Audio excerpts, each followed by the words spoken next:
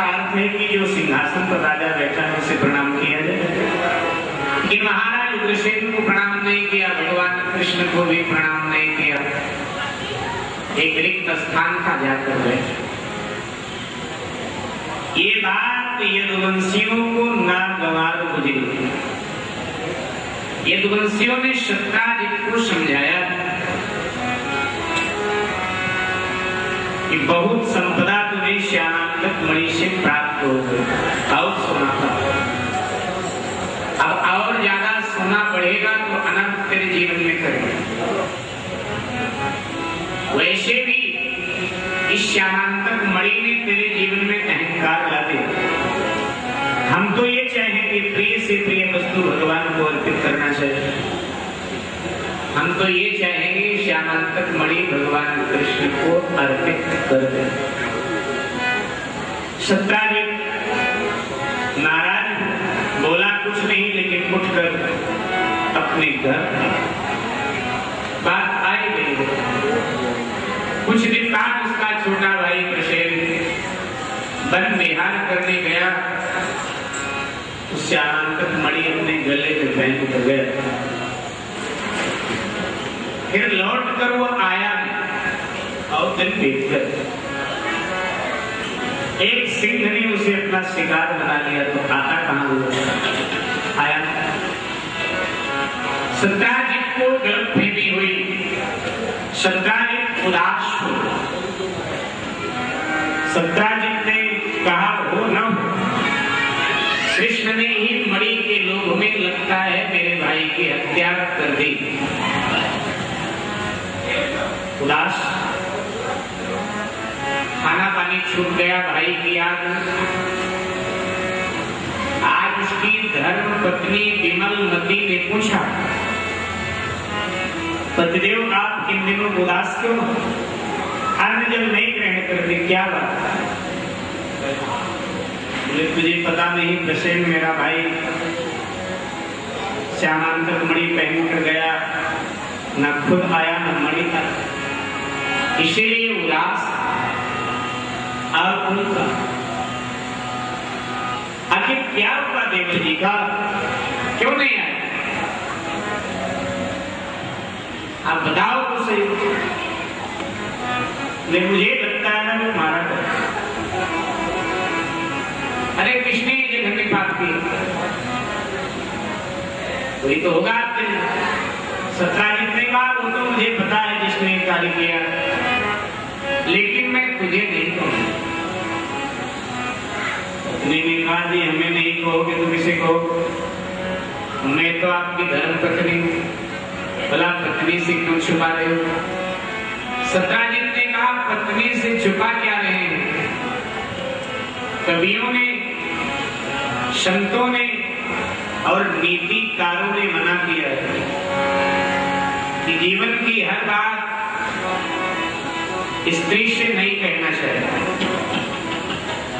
मैं नहीं कह रहा हूं, शत्राजित ये बात कह रहा है कि हर बात नहीं बताना।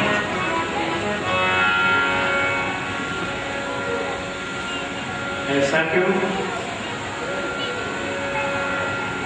स्त्री स्वभाव ऐसा है कि वो किसी भी बात को पचा नहीं पाता। साल 2 साल 4 साल 10 साल में उसे वो मुख से निकालेगी जरूर, बाहर जरूर करे।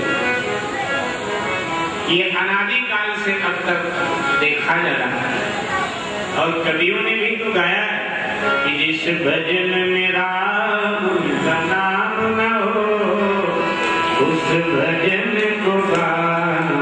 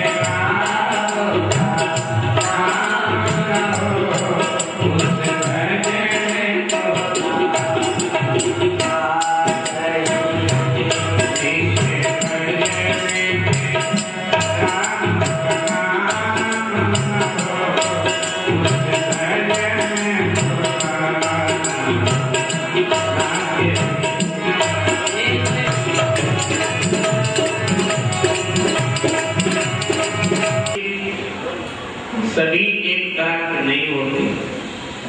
आप अपना पीड़ा अपना दर्द मुझे नहीं कहोगे तो कहोगे।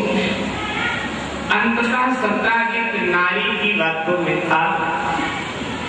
सत्राजित ने कहा मैं तुझे बता तो रहा हूं लेकिन किसी से आगे कहना मत, क्योंकि वैसे कृष्ण ने ही श्यामांतक मणि के लोक में आकर मेरे भाई प्रसेन की हत्या, लेकिन कहना मत किसी से। उसने कहा नहीं। अगले दिन प्रातःकाल उसकी सहेली मिलने आ गई उससे।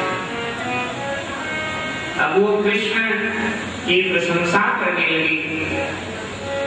इसने कहा कि जी अब कृष्ण प्रशंसा लायक रहे नहीं, उन्होंने श्यामांतक मणि के लोभ में की, लेकिन कहना मत किसी से। मेरे पति ने मुझे ये गुप्त बात बताई थी, तो मेरी सहेली है इसलिए मैंने तुझे कहा, लेकिन आगे मत कहना। उसने कहा नहीं मैं कहाँ करूं।